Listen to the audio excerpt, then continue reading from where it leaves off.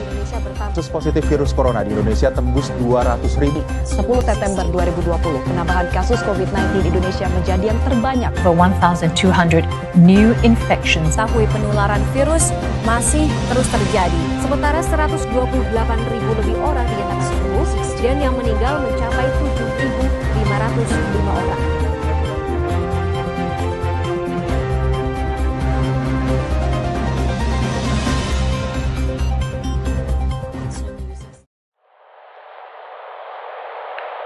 Hai, negaraku sedang tidak baik-baik saja. Tahun 2020 ini tahun yang berat bagi kita semua. Semua masalah seakan datang dalam satu waktu. Namun, kesadaran terhadap sesama malah terkubur di dalam hati. Miris, tapi ya, itu kenyataannya.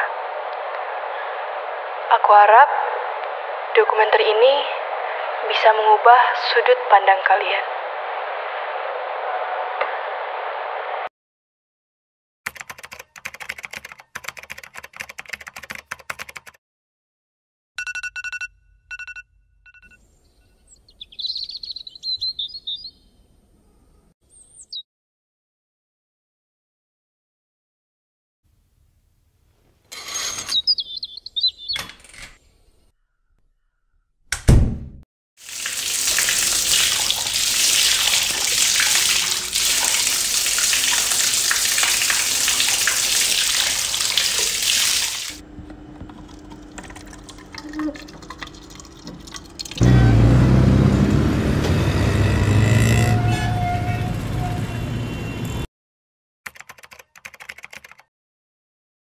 Perekonomian atau produk domestik bruto PDB Indonesia tidak akan tumbuh tahun ini. Pertumbuhan ekonomi Republik Indonesia terkontraksi 5,32%. Perekonomian Indonesia 99% akan masuk ke jurang resesi.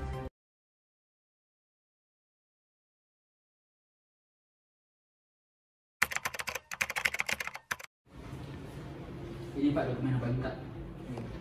Duduk. Jadi begini Pak. Ya kenapa Pak? Ada yang mau saya sampaikan kepada Bapak. Maaf Pak, bukannya saya memecat Bapak karena Bapak tidak kompeten. Tetapi keadaanlah yang memaksa saya. Mulai besok Bapak tidak harus bekerja lagi. Saya dipecat Pak? Ya, keputusan dari perusahaan sudah bulat. Baiklah kalau begitu.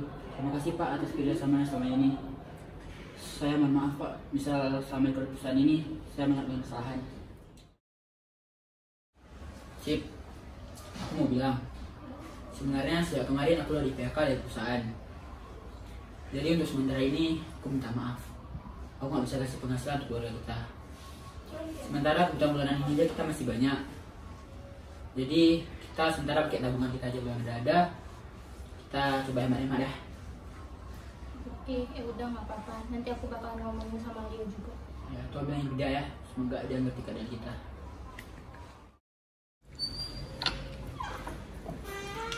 Pak, aku minta uang dong buat keluar kota. Pak, kok kayak gitu sih Papa? Bahkan aku cuma minta uang doang, kenapa sih?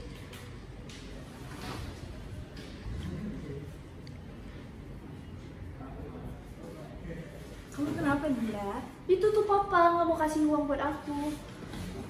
Kamu tahu kan Papa lagi ada masalah. Jadi kalau misalnya Dinda minta uang, mintanya sama Mama aja, jangan sama Papa. Oh ya udah oke. Udah harus ngerti ya. Ya Ma. Mama, lihat deh, ada artikel yang bilang kalau di masa pandemi ini banyak yang di PHK. Nah, sebenarnya Mama berat mau ngomongin ini ke kamu. Tapi papa kamu udah di PHK dari kantor. Ya kalau namanya keluarga jadi gimana? Jadi kita mulai sekarang harus hemat-hemat untuk kedepannya. Kalau soal makanan sama soal sekolah aku gimana nantinya? Kamu gak usah pikirin itu. Mama sama papa bakalan usahain yang terbaik untuk kamu.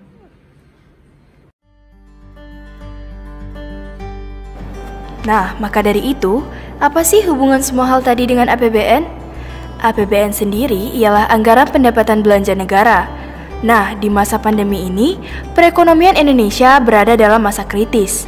Pemutusan hubungan kerja yang banyak terjadi serta penurunan kualitas penghasilan untuk pengusaha dapat menjadi jurang bagi perekonomian Indonesia. Maka dari itu, pentingnya bagi kita untuk mempelajari APBN, karena pemerintah sendiri telah mengeluarkan program pemulihan ekonomi nasional atau yang disebut juga dengan PEN tahun 2020. Berikut datanya. Biaya penanganan COVID-19. Biaya penanganan COVID-19 mencapai angka yang cukup besar, yakni 677,20 triliun rupiah. Di bidang kesehatan sendiri mencapai angka 87,55 triliun rupiah, serta di pemulihan ekonomi nasional mencapai 589,65 triliun rupiah. Berikut data lengkap pemulihan ekonomi nasionalnya. Nah, sekarang perubahan postur APBN 2020 untuk mendukung pemulihan ekonomi nasional. Pendapatan negara sendiri mencapai 1.699,1 triliun, yang tumbuh negatif 61,7 triliun, serta belanja negara dengan angka 2.738 triliun yang meningkat sebesar 124,5 triliun.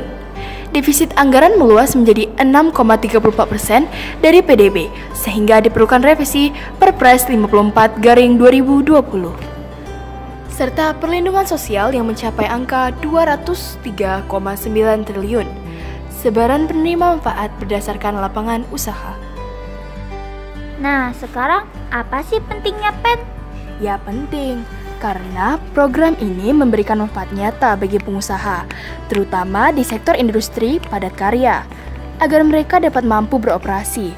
Ini penting untuk mencegah pemutusan hubungan kerja yang masif dan mampu mempertahankan daya beli para pekerjanya dan karyawannya, dan juga perlindungan sosial bagi para masyarakat.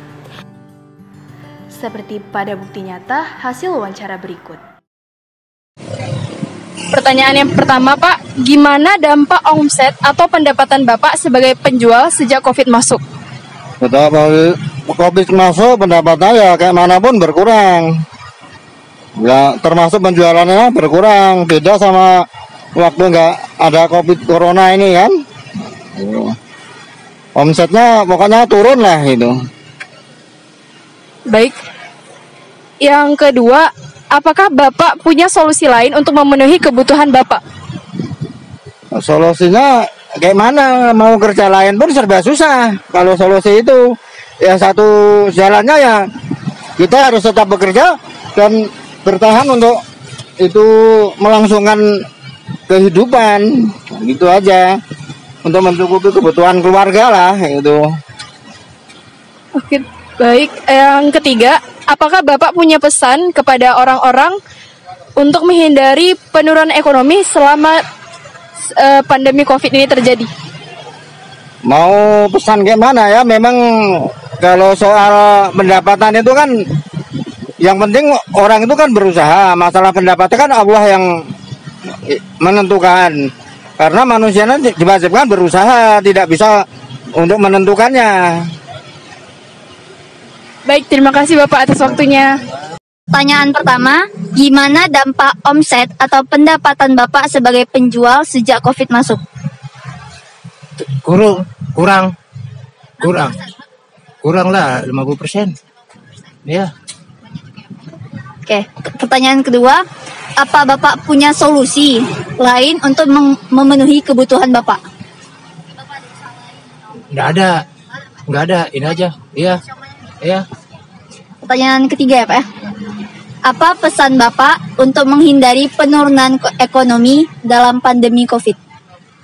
Penurunannya kok pesan saya kok bisa harus hilang COVID terus.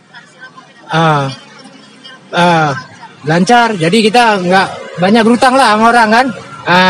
Itu aja. Ya.